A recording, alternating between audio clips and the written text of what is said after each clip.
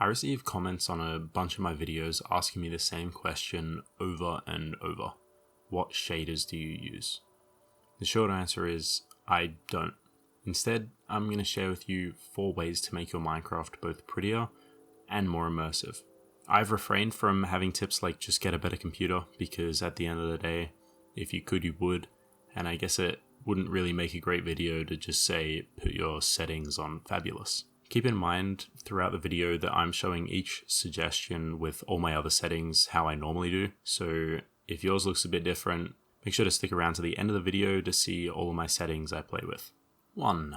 Low impact video settings. The first thing I'd suggest is putting your brightness down to 30%. This does depend on your display and how bright your room is, but finding a brightness where caves become super eerie again and buildings have greater contrast and shading creates the most immersive environment, and generally around 30% gets that for me. Chunk fade is a little setting at the very bottom here that probably impacts Elytra users the most. This is what chunk fade looks like, and this might just be a personal preference, but this is what no chunk fade looks like, and I like it so much better.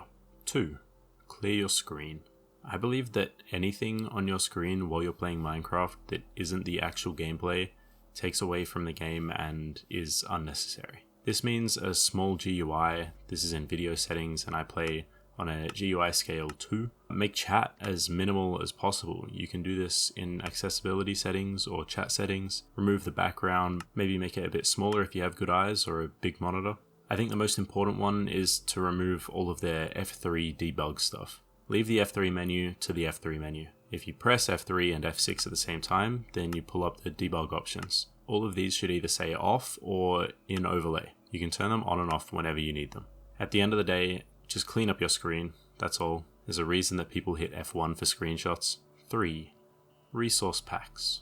Moving into extras now, resource packs are a great way to keep the game vanilla and improve the little things, and the best part is that it is super simple. I use VanillaTweaks. They have a fantastic tutorial on how to use their site, and I'll leave a link to them in the description. Go to the resource packs and then go through and select what you want to implement. A lot of these come down to personal preference, but I'll go through the ones that I use. The first section is aesthetics. I use the red iron golem flowers because I think they're usually yellow alongside the selected ones here. Next we have terrain, and I use all of these selected ones. In the variation section, I use a lot of these, and they can help to break up the monotony in repetitive textures. Within peace and quiet, I use these, which mostly gets rid of the annoyingly loud sounds. This utility section has some very helpful quality of life fixes.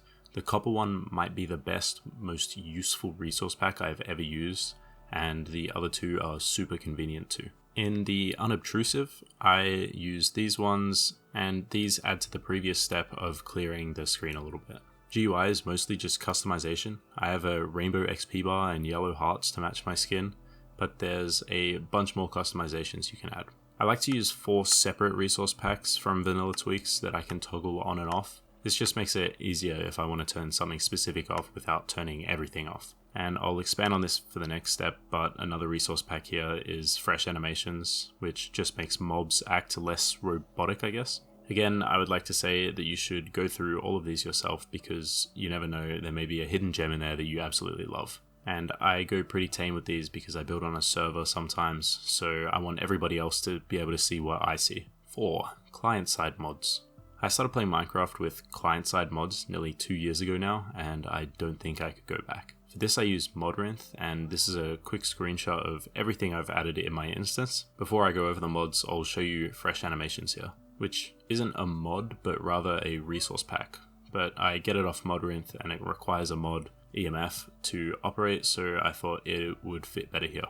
The first mod that I want you to look at is Sodium, Sodium Extra, and Reese's Sodium options. I guess that's 3 mods, but Sodium Extra is the one we really want, and it needs Reese's Sodium options for a better interface, so I'm pairing them together. Sodium by itself is a really good optimization mod to help your game run smoother, which could be helpful to get your video settings up to fabulous, but Sodium Extra is where the real fun is, and you need Sodium to run Sodium Extra. With Sodium Extra, you can adjust fog. This is the single most important addition you can make to your game to make it look amazing. The only reason I can possibly think not to have fog is if you're a speedrunner, and if you're watching this video and you're a speedrunner, I'm really not sure whether I'm that entertaining that you've just stuck around to listen to me.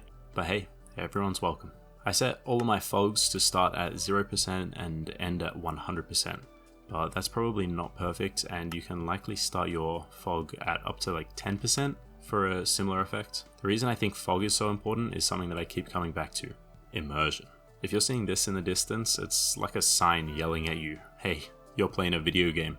But if the fog covers the unloaded chunks, you get this gorgeous horizon, and the game feels so clean and tidy. Before we move on, this is another one like VanillaTweaks where I would suggest looking through Sodium Extra settings just to personalize it to you. The next mod I recommend is Bobby. Bobby lets you adjust the render distance to go further than the vanilla capped 32 chunks. This one may be a tad performance based, but if your computer can handle it, I recommend it 100%, and I usually sit at around 50 chunks. The final mod I recommend is one that I don't use because as of right now it is not up to date to 1.21.11, but I See You Over There.